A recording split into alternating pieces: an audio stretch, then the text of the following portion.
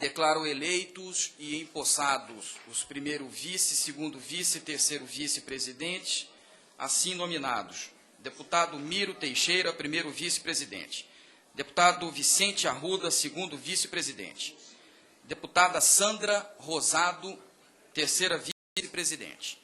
Convido os deputados Miro Teixeira, Vicente Arruda e Sandra Rosado para assumirem, respectivamente, a primeira, a segunda e a terceira vice-presidências da comissão.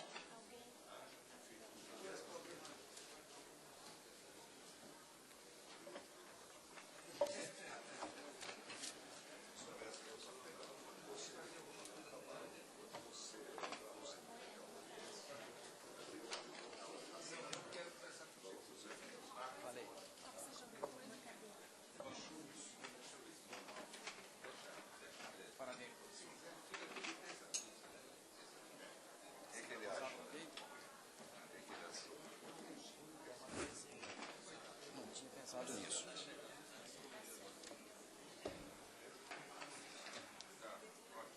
Bom, cabe a mim fazer algumas manifestações a respeito da eleição.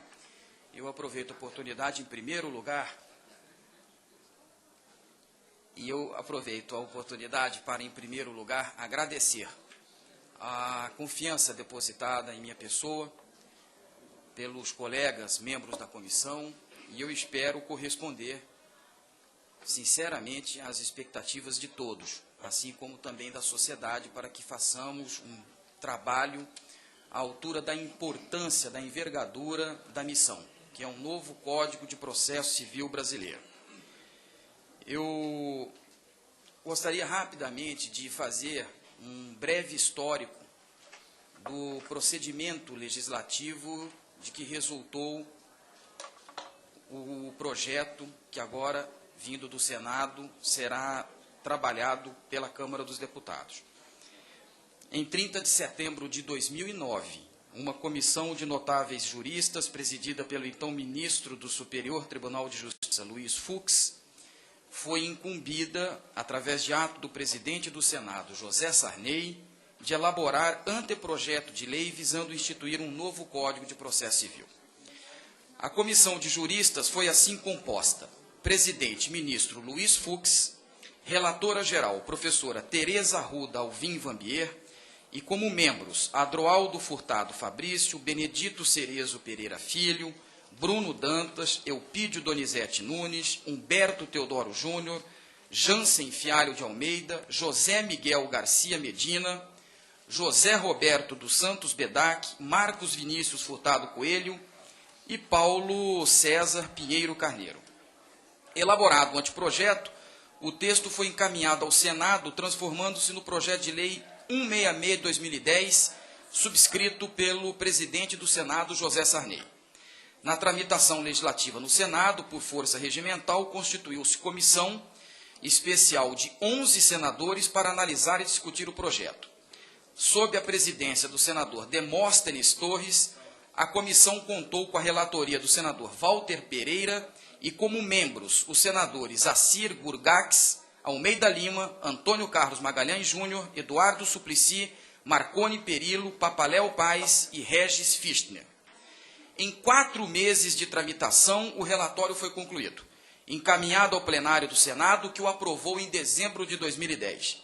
Encaminhada à Câmara dos Deputados, a proposição foi recebida pelo presidente Marco Maia, que constituiu a comissão que agora se reúne pela primeira vez.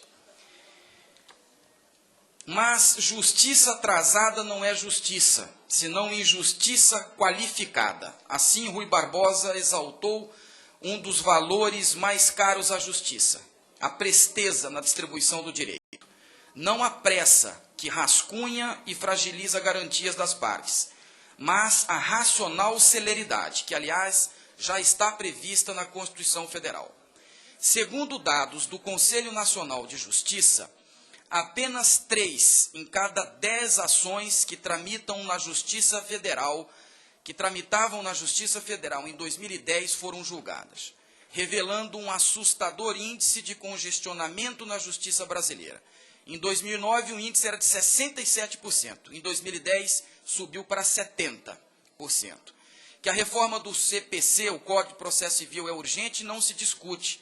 Por várias razões, não cabe aqui, nesta manifestação preliminar dos trabalhos da comissão, detalhá-las, porque ao longo da jornada que se inicia, tanto os problemas quanto as perspectivas de solução serão profundamente analisadas e debatidas pelos qualificados e valorosos membros que compõem esta comissão.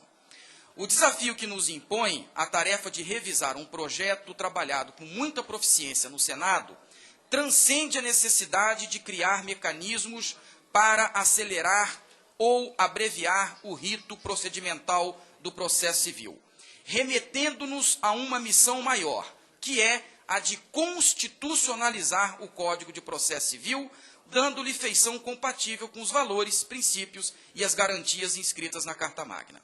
Aberta à sociedade, tanto as entidades vinculadas ao mundo do direito, quanto as que indiretamente dialogam com a repercussão jurídica dos efeitos da reforma, a comissão atuará de forma democrática, renovando e ampliando os debates travados no Senado, reforçando o sentido de transparência que deve permear a atividade pública e, neste caso em especial, porque um Código de Processo Civil não se legitima senão quando pautado pela participação direta do povo.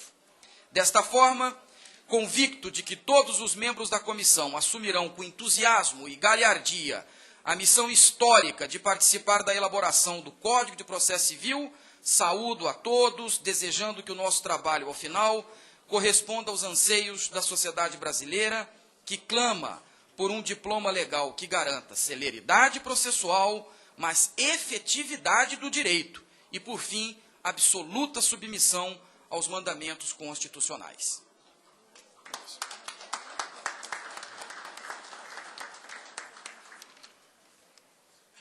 Nos termos do artigo 205, parágrafo 3º do Regimento Interno, passo à designação de relatoria. Designo relator geral o deputado Sérgio Barradas Carneiro, PT, pela Bahia, a quem convido para compor a mesa.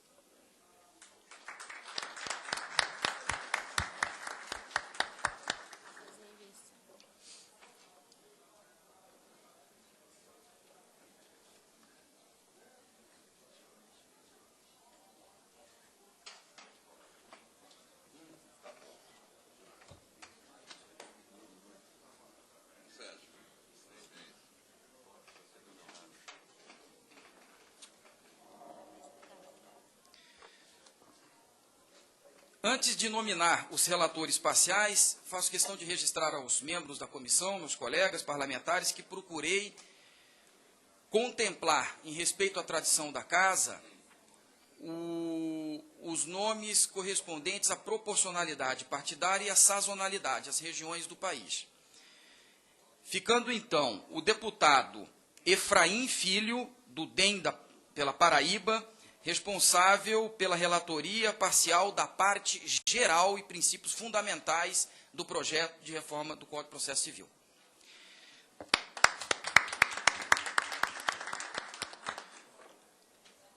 O deputado Jerônimo Goergen, PP, do Rio Grande do Sul, pelo processo de conhecimento e cumprimento da sentença.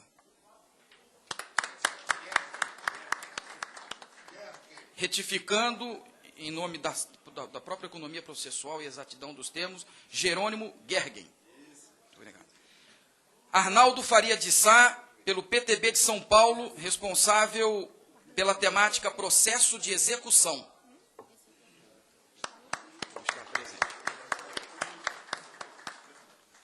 Deputado Bonifácio de Andrada, PSDB, Minas Gerais, responsável pela relatoria parcial dos procedimentos especiais.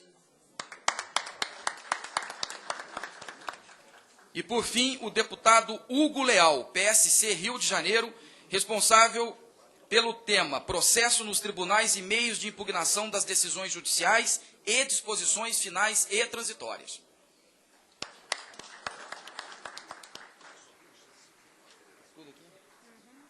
Antes de franquear a palavra aos parlamentares, chamo a atenção para alguns informes para a otimização dos trabalhos da comissão. Quanto à tramitação do projeto de código, a apreciação de projeto de código obedece a rito especial cujo regramento está incerto no capítulo 3º do Regimento Interno, artigos 205 a 211. Quanto aos prazos de emendas, as emendas são apresentadas perante a comissão especial pelo prazo de 20 sessões, contado da instalação desta, que ocorreu no dia 18 do corrente. Portanto, a contagem do prazo teve início no dia 19. Pelo decurso, 5ª sessão, última sessão prevista para 22 de setembro de 2011. Quanto aos prazos dos relatores parciais, 10 sessões contadas do encerramento do prazo de emendas. Quanto aos prazos do relator geral, 15 sessões contadas do encerramento do prazo dos relatores parciais. Quanto à apresentação de requerimentos, de acordo com decisão firmada pela presidência da Casa e respeitando-se o princípio da colegialidade, há necessidade de se dar publicidade a todas as matérias a serem apreciadas na comissão. Sendo assim, caso vossas excelências queiram propor a realização de audiências públicas, deverão fazê-lo por meio de requerimento escrito e autenticado, apresentado à Secretaria com antecedência mínima que permita a sua publicação na ordem do dia das comissões. Quanto às comunicações de reuniões, as comunicações de realização de reunião serão feitas por meio do endereço eletrônico da comissão para os e-mails institucionais dos parlamentares, GAB e DEP, das lideranças e dos consultores, não mais via papel. Peço que os senhores parlamentares orientem os funcionários do gabinete para que estejam atentos a isso, reiterando que as comunicações não mais serão enviadas em papel. Quanto às reuniões da comissão, eu vou submeter ao colegiado, ressaltando o seguinte: temos disponíveis 3 dias da semana com seus períodos. Terças à tarde, quartas à tarde, quintas pela manhã. Como a maioria da comissão especial é composta por membros da Comissão de Constituição e Justiça, seria interessante que nós fizéssemos as reuniões às quartas à tarde, mas que o colegiado assim defina democraticamente. Se não houver oposição, eu posso, então... Só temos da gente ficar espremido pela ordem do dia. Talvez fosse bom também colocar alternativamente terça pela manhã, talvez, né? Conjuntamente, terça pela manhã e quarta. Tarde. Porque senão a gente vai ter prejuízo e vai ser dificultado pela ordem do dia. É que tem CCJ terça tarde. Eu tenho uma observação. Pois não. Eu tenho uma observação não quanto a isso. Não quanto a isso. Isso aí o presidente resolve tudo. Eu tenho observação quanto a prazos. Porque, evidentemente, nós devemos ouvir personalidades relevantes do mundo jurídico.